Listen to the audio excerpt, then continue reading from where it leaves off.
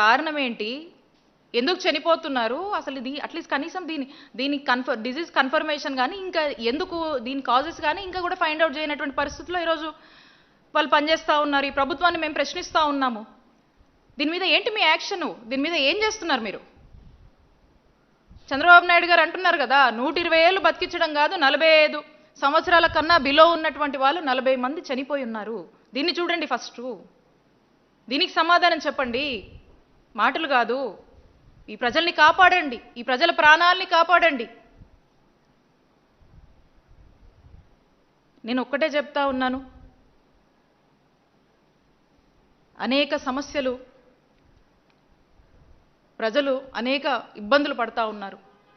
రీసెంట్గా నేను ఎవరినో కూడా కలిస్తే సమస్యలతో వస్తున్న వాళ్ళు చెప్తా ఉన్నారు, ఆఖరికి ఒక సామాన్యుడి పరిస్థితి, ఒక పేదవాడు ఉద్దేశం ఏ విధంగా ఈరోజు ఉందంటే, ఈ జబ్బేదో జగనన్న ఉన్నప్పుడు వచ్చినా బాగుండమ్మా, జగనన్న ఆదుకునేవాడు, ఎటు పోవాలో అర్థం కాదు, ఈ హాస్పిటల్ పోతే లేదు మాకు డబ్బులు రావాల్సి ఉన్నాయి, మేము చూడం ఇక్కడ అంటారు, అక్కడ పోండి ఇక్కడ పోండి అని చెప్పి ఎటు పోవాలో అర్థం కావట్లా.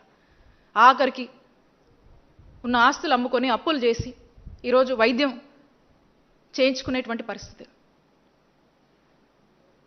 ఇలాంటి పరిస్థితులు నెలకొన్న ఈ రాష్ట్రంలో దయచేసి ప్రజల్లోకి వచ్చి చూడండి, వీళ్ళ కన్సర్న్స్ వినండి, ప్రజల పక్షాన ప్రజలకు ఈ ఉచిత వైద్య సేవలు అందించి న్యాయం చేయండి.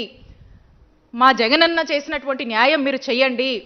లేదు మీరు కనీసం మీరు కొత్త చేయకపోయినా ఆ ఉన్నటువంటి ట్రస్టుని కానీ ఉన్నటువంటి ఏవైతే ఉన్నటువంటి మనం తీసుకొచ్చినటువంటి కార్యక్రమాలు ఏమున్నాయో వాటినన్నా సక్రమంగా ఇంప్లిమెంట్ చేయండి. మీరు కొత్త చేయకపోయినా పర్లా అని చెప్పి ఈ కూటమి ప్రభుత్వానికి తెలియజేస్తూ ఉన్నాము.